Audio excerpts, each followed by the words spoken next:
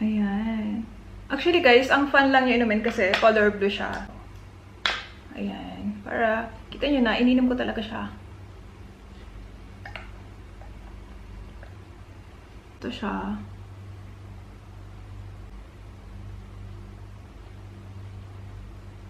Ang dami ko na din naubos ito guys. Pati yung power soap nila. Hiyang sa akin yung product na to. And yung soap.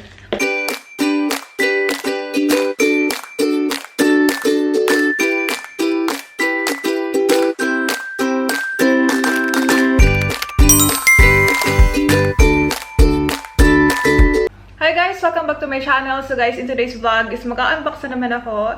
And reviewin ko tong nagto-trending na Ovarsitol by Kat Melendez. Actually guys, gumagamit talaga ako ng mga product niya like this one, itong Necotion. So kung makita niyo sa mga previous vlog ko, lagi ko itong sinasabi. And ang dami ko na din naubos ito guys. Pati yung power soap nila. Hiyang sa akin yung product na to and yung soap. Since meron tayong hormonal imbalance, so nakita ko to, sabi ko, nag-release siya nito, so bakit hindi ko subukan? Anyway guys, kiniklaim nito actually is for PCOS talaga tong product na to. Pero kung gusto niyo naman ng overall health lang ng reproductive natin, so pwede mo naman tong i-take. And syempre, hindi ko to re-reviewin sa inyo kung hindi ko siya nagamit. So, ayan, nakaubos na ako ng isang bottle niya.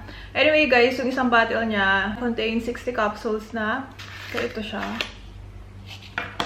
Ayan. As in, ubos na yan. Bago ko magsabi ng review ko sa kanya. Okay. Bago tayo mag-review, so, unbox muna natin to. Pakita ko sa inyo yung pinaka-itsura niya. So, ito siya.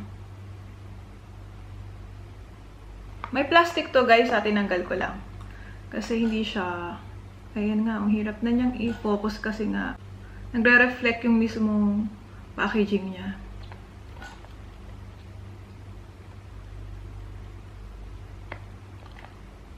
Ayan, ang dami. Anyway guys, searchable naman na to sa Google, so pwede niyo siyang tingnan doon. So, open natin. Ito yung bottle niya.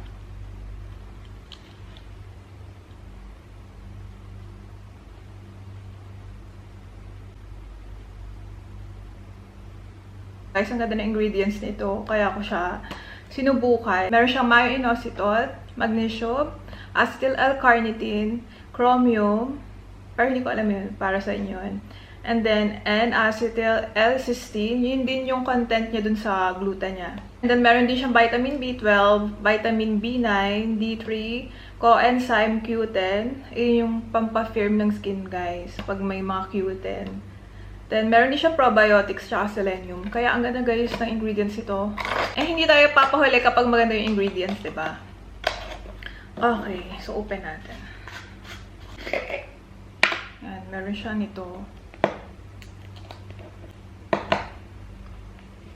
Ito ko itatakta kasi baka makontaminate. Tamihan natin para mas makita.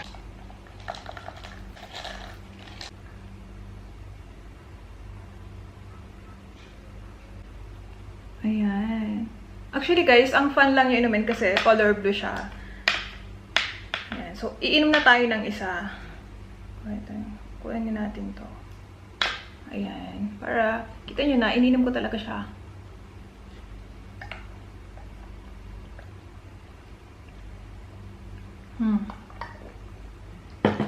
And since guys, na kumain na ako, kaya ako uminom nito. Actually guys, twice a day ko siyang iniinom after kumain. Isa sa umaga, tapos isa sa gabi. So, gabi na ngayon. And syempre, sabihin ko nga sa inyo yung review ko dito. So, since nakaubos na ako ng isa nito, notice ko na sumasarap yung tulog ko. Parang feeling ko, anti-stress din pala siya. Kasi nga, ang dami niyang ingredients na nakakatulong talaga din sa stress. Yung mga vitamin D3, kasi sa stress din talaga yun, tsaka sa overall immunity ng isang tao. Kaya masarap yung tulog ko. And, na-notice ko din na hindi ako masyadong irritable. Kasi nga, di ba, pag may hormonal imbalance ka, irritable ka, stress ka, ganun. So, dito parang nabawasan talaga yung pagiging irritable ko. Sa period naman, laging late yung period ko. And ngayong buwan, hindi na siya late, parang ganun. Pero, ewan ko, parang masyado pang maaga na sabihin na ito yung nagpa-regular ng period. So, siguro, iinumin ko pa siya ulit. And try natin ulit next month kung hindi na ulit magiging late yung period ko. Ayan, kasi uminom din ako nito eh. Feeling ko may contribution din itong gluta niya. Ayan. So guys, dito ko natatapos itong vlog na to and maraming salamat sa panonood. Bye!